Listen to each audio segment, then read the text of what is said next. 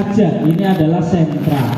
Sentra itu juga banyak, dari pendekatan BCCT, ya, Reggio Emilia, ya, dan lain sebagainya, beberapa model pendekatan sentra, gitu ya. Jadi yang kita harus pahami, perubahan atau inovasi pembelajaran merupakan keniscayaan. Siap berubah, Bu? Siap. Siap berubah, Bu? Siap. Oke, kita berubah ke arah yang lebih baik. Kita berubah ke arah inovasi pembelajaran. Kenapa sih kita harus melakukan inovasi pembelajaran, Bu? Di antaranya adalah, ya, perubahan ini sesuatu yang sulit diprediksi. Perubahan perkembangan ilmu pengetahuan dan teknologi, apalagi sekarang sudah ada yang namanya AI atau AI, tahu ya, Artificial Intelligence. Itu kita bisa membuat apa saja.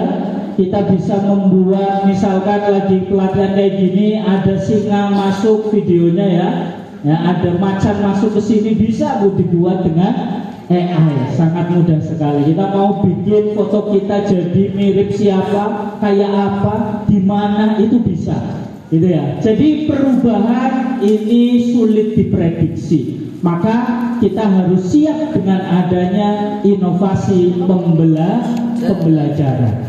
Yang kedua, adanya bonus demografi. Ya, bonus demografi itu apa, Bu? Bonus demografi itu adalah usia produktif di Indonesia. Usia produktif itu lebih banyak daripada usia yang non produktif. Kalau sekarang belum nih, ya, usia non produktif masih banyak. Tapi nanti kira-kira di tahun 2035, ya, itu usia produktif masyarakat Indonesia itu akan lebih banyak daripada usia non produktif. Maka siswa-siswa panjenengan sekaranglah nanti yang akan mengisi di tahun 2035, mengisi, ya, masyarakat Indonesia di setiap lini. Maka panjenengan sebagai garda terdepan untuk menyiapkan generasi masyarakat Indonesia di masa yang akan datang. Tepuk tangan untuk panjenengan semuanya. Yang ketiga, tentang permasalahan mutu pendidikan. Ada literasi, numerasi, high order thinking skill, ya, kemampuan berpikir, ya, tingkat tinggi. Ya, itu permasalahannya seperti itu, serta adanya ketimpangan mutu pendidikan. Ini yang kemudian menjadikan kita sebagai pendidik harus berani melakukan inovasi pembelajaran. Yang keempat, tentang kompetensi masa depan. Jadi ke depan yang akan dicari oleh orang itu adalah kompetensinya, bukan berapa nilai rapotnya, bukan berapa nilai ijazahnya, betul atau enggak, Bu? Tapi yang akan dicari oleh dunia usaha, dunia industri adalah kompetensi seseorang. Anda punya kompetensi apa? Ya, saya punya kompetensi apa yang kemudian saya bisa mengisi, ya, di dunia usaha, dunia industri, dan di setiap lini lapangan pekerjaan. Dengan adanya 4 ini, kemudian kita sebagai pendidik harus mau tidak mau, siap tidak siap, harus mau melakukan inovasi pembelajaran. Siap, Bu? Siap berubah hari ini? Siap. Siap belajar hari ini? Siap. Mudah atau mudah? Mudah. Harus diyakini bahwa mudah. Yang akan kita pelajari hari ini tidaklah sulit, tapi mudah dan nanti bisa dipraktekkan. Oke, selanjutnya. Nah, ini inti paradigma pembelajaran di PAUD. Ada 4 inti paradigma pembelajaran di PAUD. Yang pertama adalah student center atau berpusat pada siswa. Kira-kira pembelajaran yang panjenengan lakukan sudah berpusat pada siswa belum, Bu? contohnya begini. Oh belum, sudah ada yang mengaku. Ya, contohnya begini. Misalkan panjenengan menyiapkan pembelajaran mengecap, ya. Kira-kira kalau menyiapkan pembelajaran mengecap itu bahannya hanya satu dengan pelepah pisang saja misalkan, kira-kira itu sudah merupakan berpusat pada guru atau pada murid? Masih berpusat pada guru, karena bahannya hanya satu. Mau nggak mau anak dipaksa mengecapnya harus pakai pelepah pisang.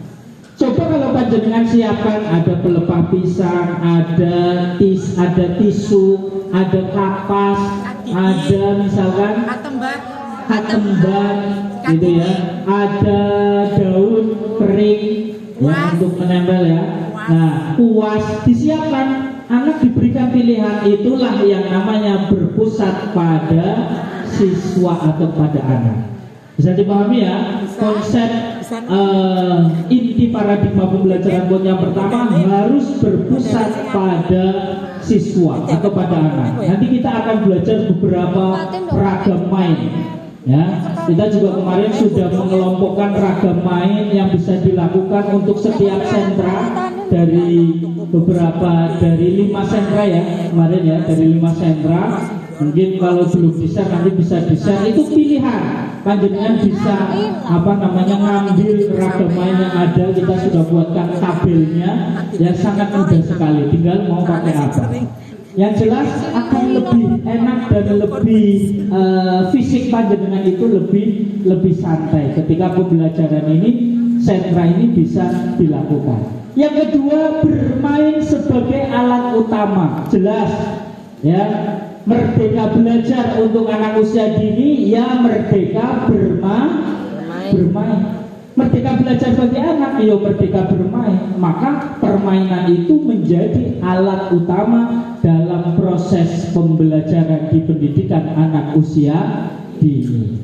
Kemudian yang ketiga, fleksibilitas dan kontekstual. Jadi prinsip pembelajaran atau inti paradigma pembelajaran yang ketiga adalah ya, guru harus punya keleluasaan dalam menyesuaikan metode dan materi pembelajaran yang sesuai dengan konteks lokal, budaya, dan juga kondisi lingkungan sekitar anak. Mungkin panjenengan ingat ketika misalkan akreditasi mesti ditanya oleh asesor ya tentang pembelajaran yang mengaitkan dengan budaya lokal ya, atau juga bagaimana ya cara panjenengan menstimulasi anak dalam mencintai keragaman budaya daerah, bahasa daerah, lagu daerah, tarian daerah, betul Bu? Ya, bagaimana mengaitkan pembelajaran dengan budaya lokal, mengenalkan makanan tradisional, mengenalkan permainan tradisional. Kalau bukan kita yang mengenalkan ke anak-anak, ya siapa lagi Bu? Anak-anak sekarang mainnya itu jarang main zaman dulu namanya rock-rockan ya Bu. Iya Bu, ada rock apa aja Bu? Ingat? Rock cirit ada Bu. Ada rock.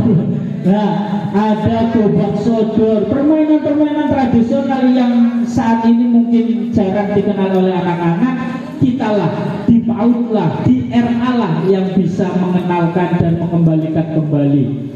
Ya, yang pasti juga panjenengan juga pastinya ya punya memori masa kecil, memori masa lalu tentang permainan tradisional. Itu juga perlu dikenalkan kepada anak bisa melalui pendekatan atau pembelajaran sentra ini. Yang terakhir, guru sebagai fasilitator. Guru harus rutin melakukan refleksi ya, melakukan refleksi atas proses pembelajaran untuk memperbaiki apa yang perlu ditingkatkan. Jadi jangan puas dengan pembelajaran yang sudah dilakukan ya, apa yang perlu ditingkatkan, nanti bagaimana penerapan sentra, ada rumus-rumusnya gitu ya, ada sintaknya. Kalau dalam metode model pembelajaran itu ada langkah-langkahnya, kita akan mempelajari pada hari ini. Dan sekali lagi ya, kita sebagai pendidik harus memastikan bahwa anak belajar dengan bahagia, bermain, dan bermakna. Kita harus memastikan anak belajar dengan apa Bu? bahagia, bermain dan bermakna. Insya Allah kalau pembelajaran panjenengan siapkan anak-anak bahagia, kemudian anak-anak juga ada aktivitas bermain dan bermaknanya, nanti pembelajaran yang diharapkan itu bisa tercapai dengan optimal. Fungsi